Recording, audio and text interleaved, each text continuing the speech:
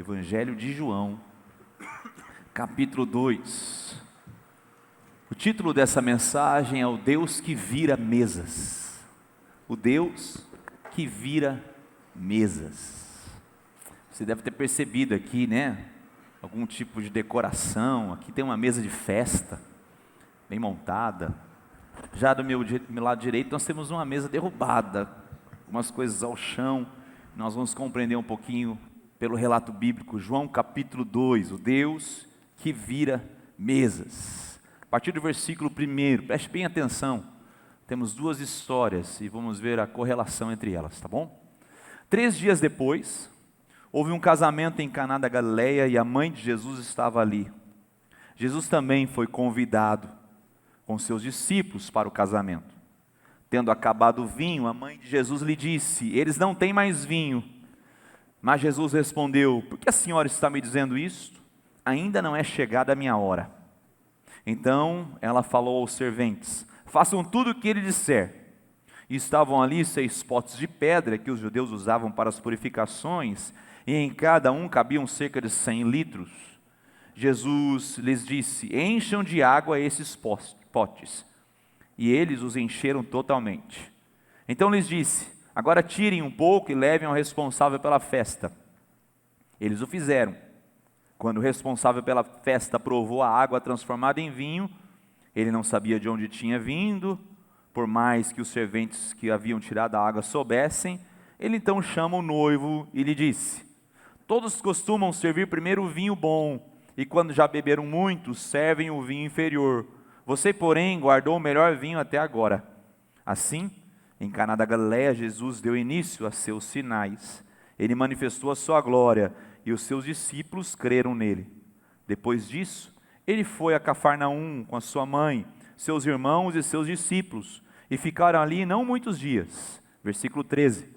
Estando próxima a Páscoa dos judeus, Jesus então foi para Jerusalém e encontrou no templo os que vendiam bois, ovelhas e pombas, e também os cambistas assentados. Tendo feito um chicote de cordas, expulsou todos do templo, com as ovelhas e os bois. Derramou o dinheiro dos cambistas pelo chão, virou as mesas, e disse aos que vendiam as pombas: tirem estas coisas daqui, não façam da casa de meu pai uma casa de negócio.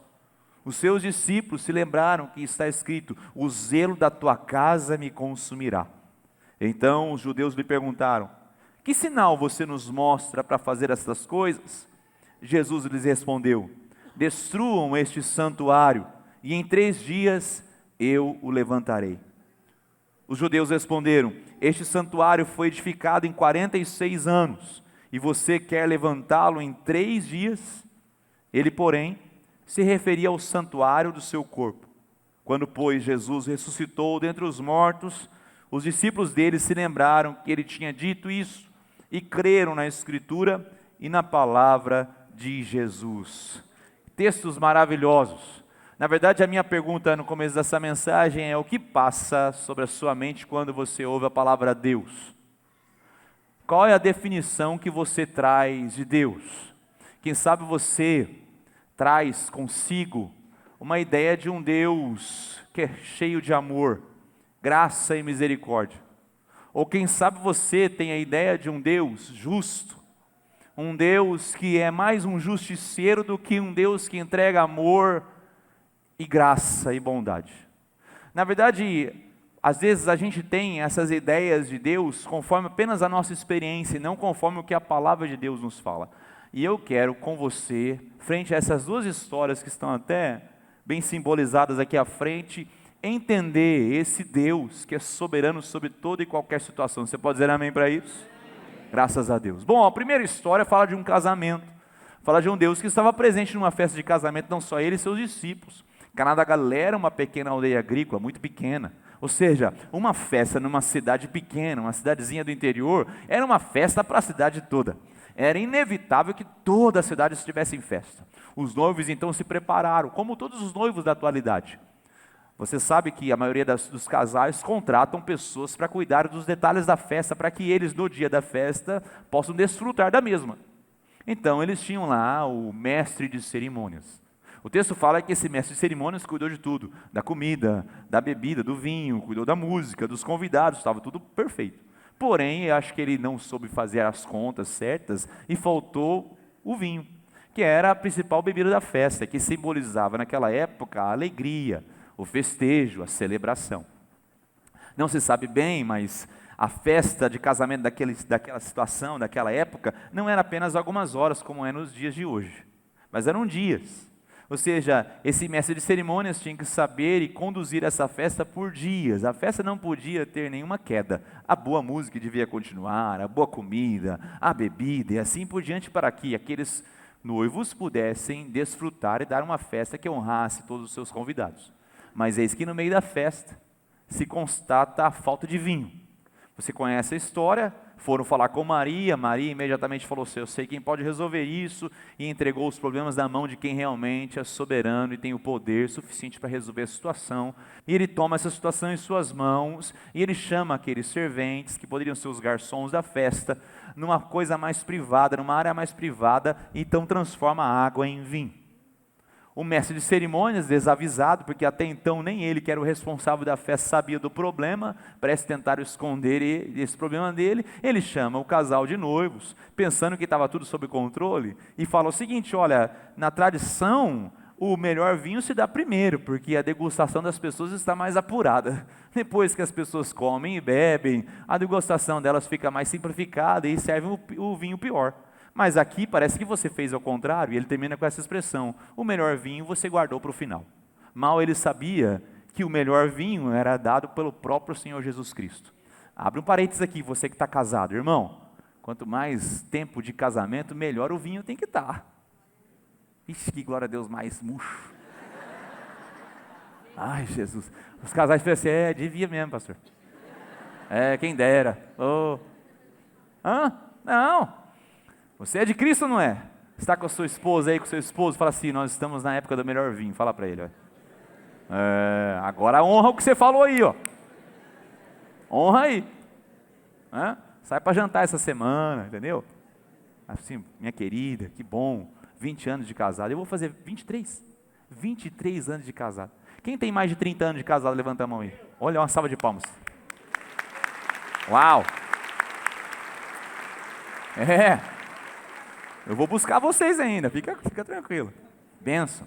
Casamento com Cristo Jesus, a festa nunca acaba. Com Cristo Jesus, o vinho sempre está no outro dia melhor. Você está entendendo? A celebração nunca acaba quando Jesus é o verdadeiro mestre de cerimônias da sua vida, do seu casamento. Bom, mas a história se desenrola. E João, o evangelista João, coloca uma cena que nos evangelhos sinóticos, Mateus, Marcos e Lucas, só acontece no final dos evangelhos. Mateus, Marcos e Lucas fala que Jesus, ao entrar em Jerusalém, já indo para se entregar à crucificação, ele se depara com algumas cenas. Uma delas é o templo. Então ele tece um chicote, entra, bate em todo mundo ali, os cambistas, vira as mesas e fala: essa casa é casa de oração, e o zelo do Senhor o consumir, diz o texto. Mas João, ele pega essa história e coloca já no começo do seu evangelho. Alguns acreditam que Jesus fez isso 2 vezes, mas é pouco provável. Provavelmente João queria juntar essas 2 histórias. E para mim, a moral desse capítulo é que Deus é o Deus que às vezes vai colocar vinho à mesa da nossa existência, mas que algumas vezes vai ter que virar a mesa da nossa vida. Diz o texto que ele chegou no templo e ele começou a observar. E eu e você temos que ter um entendimento correto do que era o templo naquela época. Muitas vezes nós nos perdemos, apesar que ainda temos uma tradição judaica, uma tradição católica romana inserida em nós, como se esse espaço fosse sagrado. Esse espaço não tem nada de sagrado. Esse espaço só é sagrado quando os filhos de Deus estão presentes, louvando e glorificando a Deus. Agora, no Novo Testamento, entendemos que nós somos o templo do Espírito. Então, o mesmo zelo que Deus teve para aquele prédio, Ele tem zelo para o nosso coração, preste atenção. Para aquele momento, para o judaísmo, para aquele momento em que Jesus estava presente, o templo era a ligação entre o homem e a divindade.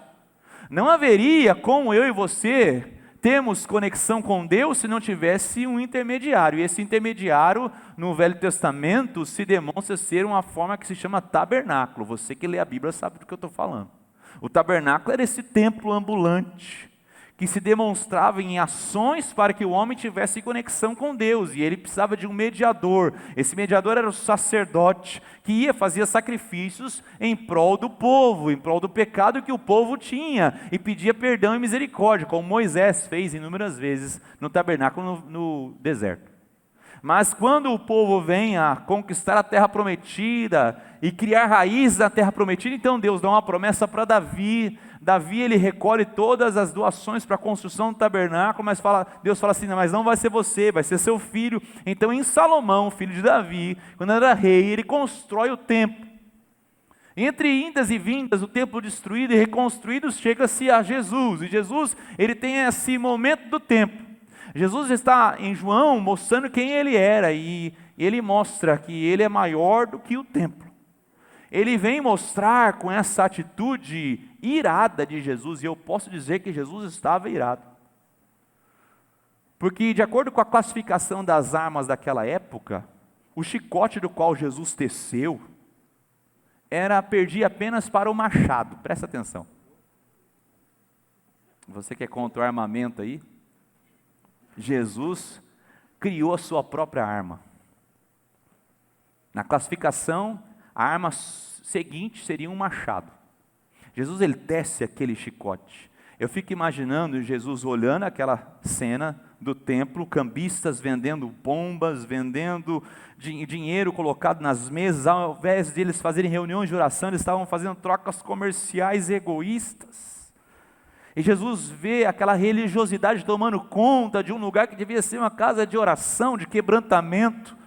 Vê pessoas interessadas numa troca comercial e numa troca espiritual. Pessoas interessadas em encher seus bolsos ao invés de mudar seus corações.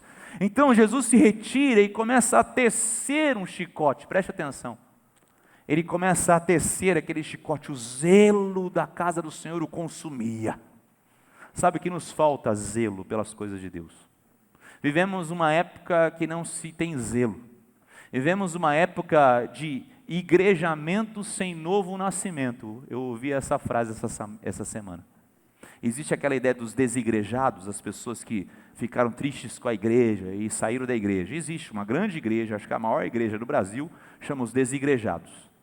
Mas existe também uma igreja, dentro da igreja verdadeira de Jesus, que não é a verdadeira, que é o igrejamento, mas que não tiveram um novo nascimento. Vez ou outra você vê na grande mídia, pessoas sendo batizadas, artistas sendo batizados. E a princípio nós não podemos julgá-los, porque é uma experiência própria da pessoa, e nós não somos Deus para saber se essa conversão é genuína, mas a palavra do Senhor diz que pelos seus frutos o conhecereis pessoas que são batizadas, expressam o senhorio de Jesus, mas vivem como se Deus não existisse. Suas vidas não mudam. Pessoas que cantam músicas obscenas e depois da sua conversão continuam com as mesmas práticas. Pessoas que se dizem ser de Jesus, mas as roupas dessas mulheres estão mais curtas do que as moças mundanas. Pessoas que se dizem ser de Jesus, mas seu vocabulário não muda, não influencia ninguém. Então, na verdade, faz um desserviço para a igreja. É isso que Jesus está vendo nesse tempo. E ele se depara com essa situação. Preste atenção que é interessante quão útil foi ver a cara dos discípulos nessa cena. Eles tinham acabado de participar de uma festa de casamento. Jesus faz o seu primeiro milagre. Na verdade, João fala de sinal. Ele transforma a água em vinho. Eles pensaram, com Jesus tudo vai ser transformado. Não vai ter falta de nada. Jesus é bênção, Ele vai sempre dar o que queremos. E na próxima cena, eles têm uma visão de um Deus irado. Jesus, ele vem com um chicote, entra no templo, expulsa a todos, vira as mesas dos cambistas. Aquele Jesus singelo, bondoso, parece ter sido transformado. Eu imagino que os discípulos se assustaram. João adianta isso. E quando ele fala assim, qual o sinal que você vai nos dar? E ele fala, podem destruir o templo, mas em 3 dias será construído. E eles falam, como pode? Demorou-se anos para ser construído esse templo. Ele fala em 3 dias, mas o próprio evangelista João fala que os discípulos entenderam na ressurreição, porque Jesus é um novo templo. Agora o templo não é mais necessário, Jesus chegou. Jesus chegou para falar assim: eu sou o mediador entre os homens e Deus. Eu sou essa ligação que todo mundo anseia com a divindade, com Deus. Por isso que ele fala: ninguém vem ao Pai. Ele não fala ninguém vai ao Pai, como se ele apontasse um caminho. Mas ele fala: ninguém vem ao Pai se não for por mim. Eu sou o caminho, a verdade e a vida. Você pode dizer amém para isso? Então Jesus se depara com essa cena. Que coisa linda. E é interessante porque são duas situações diferentes. Na festa de casamento, Jesus foi convidado. Na festa de casamento, ele agiu de forma silenciosa. Na festa de casamento, ele agiu de forma privada. Jesus, ele foi solicitado. Existe um problema, falta de vinho. Na festa de casamento, ele é convidado a entrar nessa festa. Ele recebe o convite juntamente com toda a sua família. Ele no final traz alegria, sorrisos, ele traz abundância. Agora, nessa cena, ele não foi convidado. Na purificação do templo, ele faz algo que é público, é dramático. Na purificação do templo, ele vai aonde ninguém pediu para que ele fosse. Ele se intromete. Parece que ele traz, na verdade, em vez de alegria e abundância, ele traz choro e ranger de dentes, porque aquelas pessoas ficaram enfurecidas. Em nome de quem você faz isso? Com qual autoridade você vem até nós? Sabe que nós temos que lidar com um Deus assim, um Deus que tem autoridade de dizer: eu atendo a sua oração, mas é o mesmo Deus que tem a autoridade de falar assim: se for necessário, virarei as mesas do teu coração. Se for necessário, farei um chicote para confrontar as suas verdades. Se for necessário, às vezes esse Deus é o Deus que enche a nossa mesa de abundância e alegria, mas é o mesmo Deus que é capaz de sondar o nosso coração, como o salmista diz, e ele fala: vê se há em mim algum caminho mau, e guia-me pela verdade. Sonda o meu coração. Essa é a crença de um Deus que vem até nós, de um sinal de Jesus que transforma a água em vinho, mas também é um entendimento superficial se você não entende que esse Deus está na mesma pessoa. E esse Deus que trouxe alegria, abundância, esse Deus que virou as mesas, ele vem no seu ápice na cruz. Na cruz é esse sinal de alegria, abundância, amor, mas também é um sinal de confronto ao nosso pecado, à nossa natureza pecaminosa. Então, quando você se rende a Jesus Cristo, e nós estamos numa manhã de recepção de novos discípulos, por batismo, profissão de fé, o meu convite a todos nós, não só aqueles que estão chegando hoje, mas a todos nós que já estamos na caminhada com Cristo, é entender que por vezes receberemos um Deus que há de transformar coisas insossas, sem cor, sem sabor, como a água, transformá-la em vinho, que representa na Bíblia a alegria, a abundância, mas Ele também tem o direito de virar as mesas, os cambistas do nosso coração. Quantas áreas eu e você temos que ser convidados a sermos confrontados por Deus, nesse Deus que é dramático, enérgico. Então, se Jesus entrar em suas vidas, em sua vida, às vezes Ele vai encher a sua mesa com um banquete, e outras vezes Ele vai virar a sua mesa e vai derramar tudo ao chão. Esse é o Deus verdadeiro. Primeira lição que eu vejo nesse texto, e eu vou abordar apenas duas. Primeira é a autoridade. Jesus é cheio de autoridade. Você pode dizer amém para isso? A autoridade de Cristo se expressa primeiro no milagre. Como eu disse, o vinho era associado a essa alegria, essa bênção. E Ele transformando a água em vinho, Ele mostra que Ele é aquele que tem a autoridade de fazer abundar graça e alegria sobre o coração de todo homem e mulher.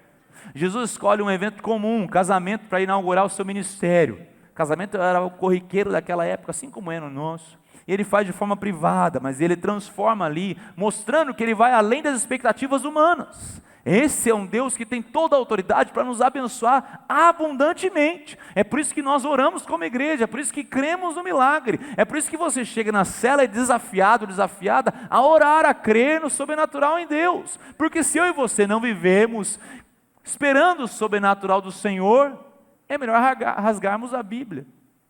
Porque a Bíblia tem inúmeros relatos de milagres sobrenaturais da parte de Deus. E até onde eu sei, a Bíblia diz que nosso Deus não mudou. Ele é o mesmo ontem, hoje e sempre. Então Deus pode sim fazer um milagre, somente Deus.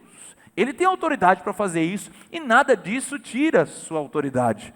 Então a transformação da água em vinho não é só transformar um elemento em outro. Não é apenas uma troca química, aconteceu nos tonéis de purificação que foram cheios de água e transformados em vinho. Não é só isso, é um Deus que fala que Ele é excessivamente gracioso e que excede todas as expectativas que eu e você podemos ter no coração. É por isso que Ele faz infinitamente mais do que tudo que pedimos, ou pensamos, ou sonhamos, conforme o seu poder que opera em nós por meio de Cristo Jesus. Diz amém para isso. A transformação dessa água em vinho aponta para essa superioridade da obra de Jesus Cristo, que em contraste com aquelas talhas de purificação que foram cheias de água no texto, Ele é a verdadeira purificação. Jesus, no casamento, Ele mostra que não existe mestre de cerimônias que possa cuidar de mim e de você. O mestre de cerimônias ali mostra a nossa carnalidade, mostra a nossa limitação em cuidar dos nossos próprios problemas.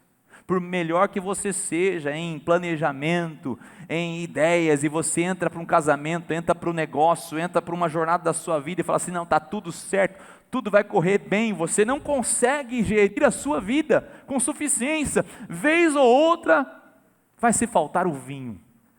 E é nesses momentos em que somos testados a levarmos os problemas àquele que pode todas as coisas, a Jesus Cristo. Vez ou outra atendemos casais aqui, e às vezes os casais estão em ruína no seu casamento. Já estão vivendo uma vida de divórcio dentro da própria casa. E nós convidamos essas pessoas a começarem a trabalhar a restauração, não é fácil. E as pessoas, umas dizem à outra, eu não acredito mais que ele ou ela podem mudar. E eu falo, eu não estou pedindo para você acreditar nele ou nela, eu estou pedindo para você acreditar em Cristo Jesus, que está presente no seu casamento. Ele pode. Não foi nenhuma pessoa que saiu correndo a buscar o vinho, saiu a comercializar outro vinho novo e trazer de uma venda próxima, de uma cidade próxima, não. Foi o próprio Jesus que estava presente. Então Jesus sim, pode mudar a nossa história, meu querido. Enche-se de alegria e de esperança por essa verdade. Ele pode mudar a sua história, Ele pode mudar a sua realidade, Ele pode mudar o seu relacionamento, Ele pode mudar o seu coração, Ele pode todas as coisas. Ele excede nas nossas expectativas, mas a purificação do tempo, Ele está mostrando que Ele pode, e que Ele deve, e que nós devemos tratar o sagrado, não como algo comum, mas como algo superior. Fala que o zelo da casa do Senhor tomou conta da vida dele, e eu e você temos que ter zelo pelas coisas de Deus. Falta-se seriedade com as coisas de Deus, falta-se temor e tremor diante de Deus. Às vezes vemos pessoas lidando com o sagrado de uma forma muito displicente. E eu não estou falando daquelas pessoas que às vezes falam coisas displicentes, equivocadas e idiotas às vezes, não. Eu estou falando, e só posso julgar nós cristãos. Os próprios cristãos, ao tratarem a Bíblia, não tratam o sagrado como ela deve ser tratada. Por exemplo, quando você deixa a Bíblia fechada e não a lê, estamos tratando aquilo que chegou de uma forma tão complexa em nossas mãos. A palavra de Deus, ela foi cercada por toda a história, por dúvidas que lançaram sobre ela. A palavra de Deus chega às nossas mãos pelo sangue de alguns mártires. A palavra de Deus chega pela soberania do Senhor, usando homens e mulheres que a defenderam por toda a história. Mas eu e você temos a abundância da palavra. Temos aqui versões diversas. Hoje em dia é até difícil falar, vamos ler na versão tal, porque cada um aqui tem uma versão diferente. As pessoas perguntam, qual versão você usa? Rapaz, a versão que tiver na frente. Tem muita versão, tem a versão da mulher, tem a versão do homem, tem a versão do adolescente, da criança, a versão a NVI, a NAA, a RAA, a NVT, a NTLH e assim vai. São várias versões. A palavra de Deus chegou às nossas mãos e temos acesso a ela. mas não damos a importância que deveríamos. Às vezes lidamos com o sagrado como os cambistas lidavam, como uma forma de acessar a Deus. Pastor, que absurdo, ninguém está vendendo nada, não está trocando nada. Quem sabe a nossa ideia de Deus, e eu já disse aqui uma vez, é a ideia do Deus Tio Patinhas. Quem aqui já leu Tio Patinhas? Você lembra daquela história? Tio Patinhas, ele tinha um cofre maravilhoso, ele tinha um trampolim, e ele pulava do trampolim nas moedas de ouro do Tio Patinhas. Parece que Deus é um banqueiro, no qual você tem as suas necessidades, e é um Deus provedor, que você vai sacando o dinheiro do céu, desse Deus que é um tio rico, que vai sustentando a sua vida. Ou quem sabe você é daquele Deus, que é o Deus terapeuta, o Deus que você senta no divã, e Ele vai tratando as suas demandas, as suas criancices, ao invés, e você sempre quer estar nessa festa, do qual Deus sempre transforma água em vinho, e de repente você se vê numa mesa, Deus rodando a mesa da sua existência, e te chamando para a responsabilidade. Esse é o Deus cheio de autoridade que nós lemos aqui. Esse Deus que tem autoridade para encher as nossas mesas, mas também tem autoridade para virar as nossas mesas. Essa ira de Deus, que consome Jesus, não é uma ira humana. Eu e você não entendemos isso que está acontecendo no coração de Deus, que a ira que consumia o coração de Jesus Cristo era uma ira diferente da ira que nós sentimos. Não é uma ira descontrolada, mas é uma ira justa, contra a corrupção e contra o pecado. Essa ira de Jesus que se demonstrou virando as mesas, também se demonstrou quando Jesus foi visitar o seu amigo que havia sido sepultado 4 dias, Lázaro. A ira daquele momento consumiu Jesus com lágrimas, porque ele começou a ver a consequência do pecado na vida do ser humano. Então ele chora naquele momento, não pelo seu amigo, porque ele estava prestes a ressuscitá-lo. Ele sabia disso desde quando falaram que Lázaro estava doente. Ele fala, não é para a morte, é para a glória do Senhor. Ele sabia disso, ele sabia o final da história, ele já sabia que ele abraçaria Lázaro, e naquela noite ele estaria sentado à mesa com Marta, Maria, Lázaro e seus amigos, festejando a ressurreição de Lázaro. Ele não chora por esse motivo, o que ele chora é essa ira que o consumiu a ponto de se entregar na cruz. Essa ira de Deus que se derramou sobre Jesus Cristo, essa é a ira que consome Jesus a ponto de fazê-lo construir um chicote. Então, como eu disse, a ira de Jesus não é a ira humana, mas é a ira de Deus contra a injustiça. Ele está aqui, Jesus, purificando o templo, porque a casa de Deus deve ser tratada com reverência. E aqui eu quero que você entenda, faça essa transposição.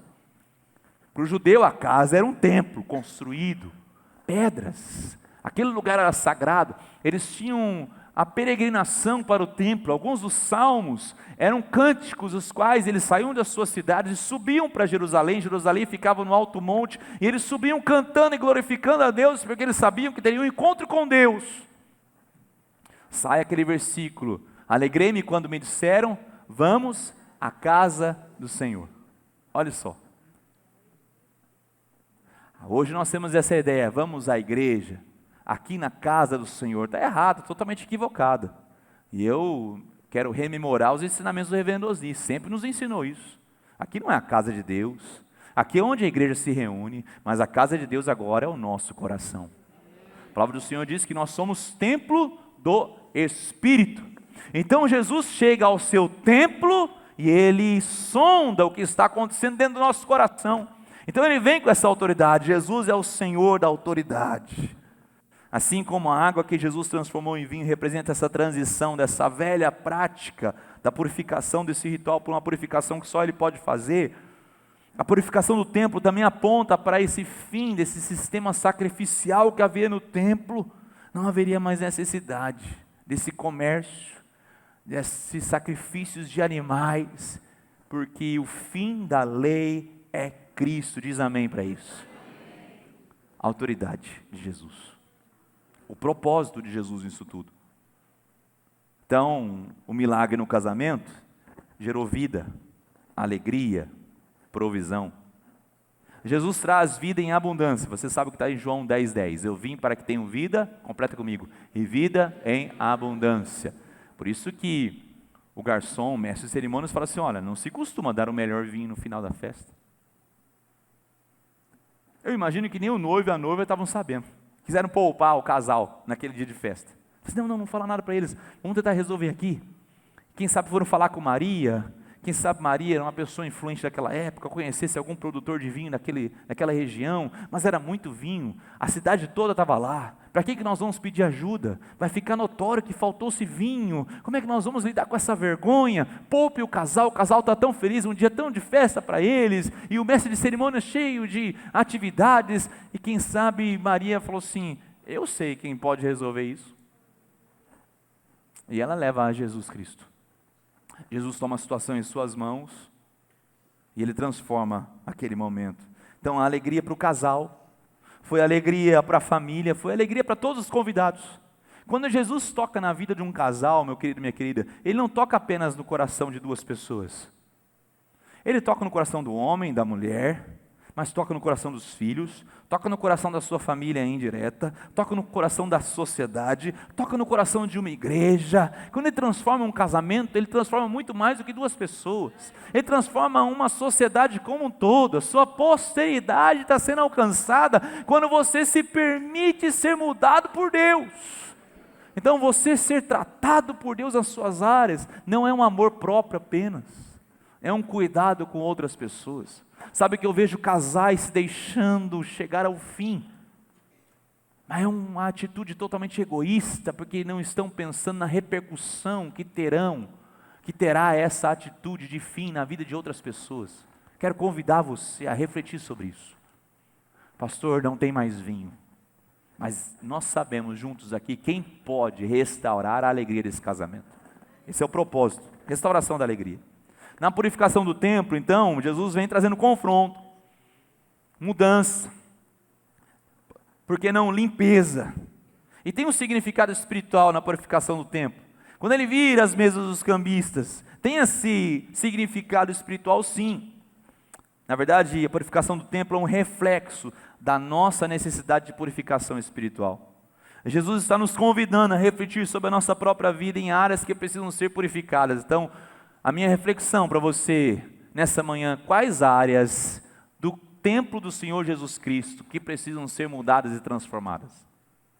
Sabe que existe uma área que nós temos que tratá-la urgentemente, que é a nossa língua. Diz amém agora, vai. Amém. Tem umas línguas grandes aí, Jesus amado, que gosta de compartilhar, não é fofoca, é um pedido de oração. Você sabe o que eu estou falando. Não quero fofocar não, eu só quero compartilhar um pedido de oração. Daí você começa a falar mal da pessoa, mas no fundo, vamos orar agora? Ai, que coisa mais feia. Ou então palavras que não abençoam, que é a palavra que a Bíblia fala de palavra torpe, que tem essa ideia, vamos dizer, de torpedo, que é uma palavra que vai e machuca, uma palavra que ao invés de abençoar, destrói. E eu não estou falando da nossa responsabilidade na exortação, mas exortação sem amor, sem compaixão, é destruidora.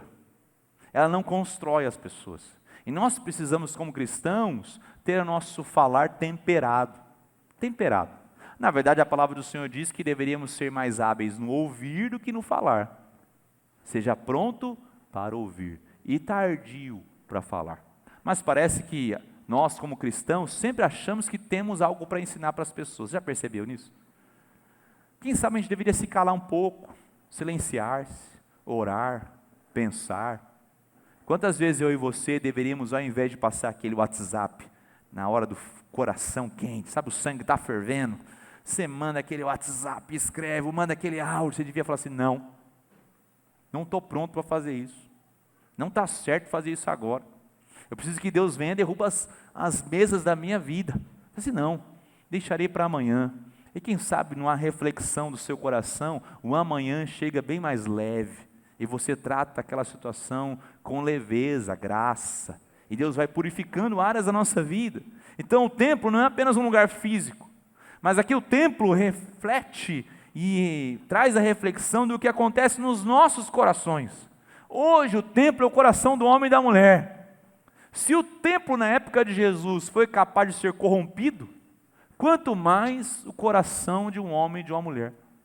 Quanta corrupção entra na nossa vida, quanta deturpação entra.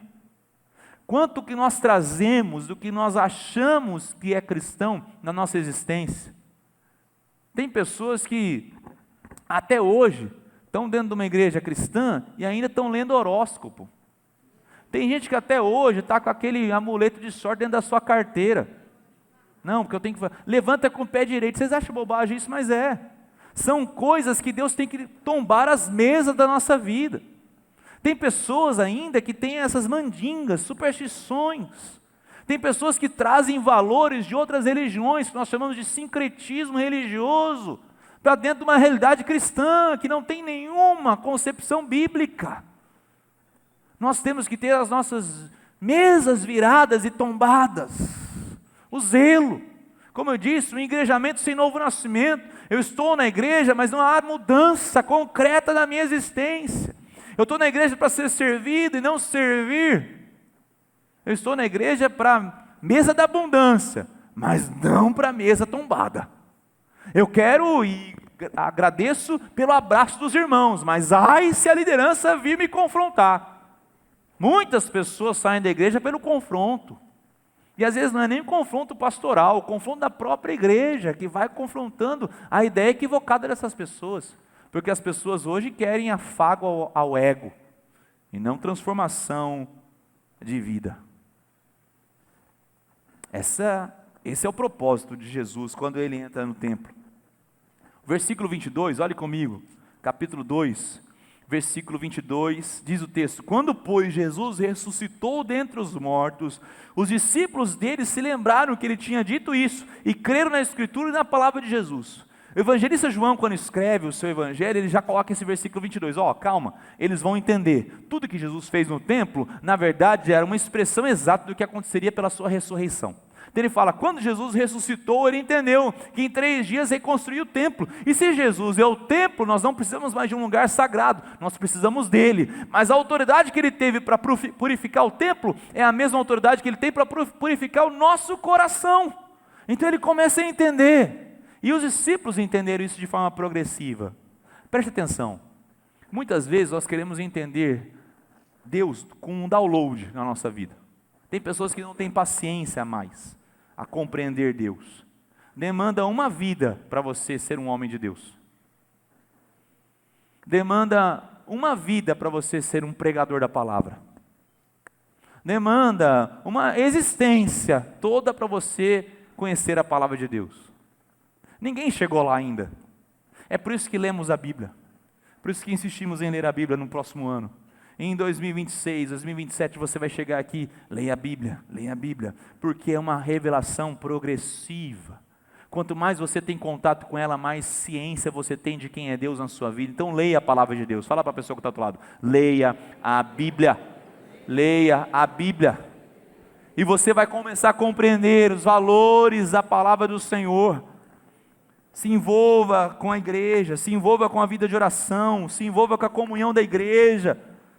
Vamos expandir, aprofundar, amadurecer a nossa fé nesse processo de se engajar, nessa experiência, nessa lembrança de quem é Deus. Esses eventos estão totalmente interligados. A festa de casamento e a purificação do templo. É um Deus que vira mesas. Como eu disse, a transformação da água em vinho e a purificação do templo não são apenas milagres isolados, meu querido e minha querida, mas fazem parte de um movimento redentor de Jesus, que vai além das expectativas que nós temos de um Messias terreno. Mas o Messias não é aquele que transforma e muda em abundância, mas é o que também confronta e que muda a existência. Esse é o Messias latente do Velho Testamento e presente no Novo Testamento. Esse é o Messias que nos confronta na cruz, quando o vemos crucificado. E em sua fraqueza e aparente vulnerabilidade, vemos a maior força do nosso Deus, que é a força do seu amor, da sua graça redentora em nossa vida. A purificação do templo, então, não é apenas um julgamento sobre a corrupção religiosa de sua época, mas também uma promessa de que Jesus traria algo novo, que Ele mesmo seria o templo, que por meio dele todo ser humano teria essa conexão com Deus, que sua morte e ressurreição tornariam uma verdadeira purificação para todo coração pecaminoso. Mas eu quero terminar dizendo que Jesus não vem mais para purificar templos. Ele pouco se importa se essa parede é pintada de preto, se a cadeira é confortável ou não, se tem carpê, se tem estacionamento na igreja. Ele não está observando isso. Ele não é um arquiteto ou um engenheiro que vem fazer reformas da nossa vida. Ele é o carpinteiro. A carpintaria não era um trabalho fino, não era um trabalho apenas de movelaria. A carpintaria que Jesus aprendeu com o seu pai era um trabalho duro, era a construção de estruturas. Muitas vezes acredita-se que Jesus construía cadeirinha, mesa, também, porque um carpinteiro é capaz de fazer isso. Mas Jesus construía coisas robustas. É como se fosse um sinal do seu trabalho na nossa vida. Ele veio muito mais do que tirar essa cadeira do seu coração, colocá-la para cá, colocar um tapete novo, uma pintura nova. Sabe que você está precisando só disso. Não, ele vem como um carpinteiro. Ele vem para purificar o coração. Ele vem para mudar e trabalhar nas nossas estruturas. Ele vem para purificar o nosso coração, como eu disse. Então, pergunta que eu faço para terminar essa mensagem. O que eu e você precisamos expulsar da nossa vida para que possamos ser seu verdadeiro templo, casa de oração? Essa manhã também é manhã de abundância. Sim, é manhã de alegria, de o Deus da provisão da mesa. Mas também é lugar de mesas tombadas. Porque o nosso Deus vira mesas. Nosso Deus tomba mesas. Ele expulsa o que acreditamos ser verdadeiro, mas no fundo é falso. Ele sonda a nossa existência, o nosso coração, para trazer verdade absoluta. Você pode dizer amém para isso? Graças a Deus.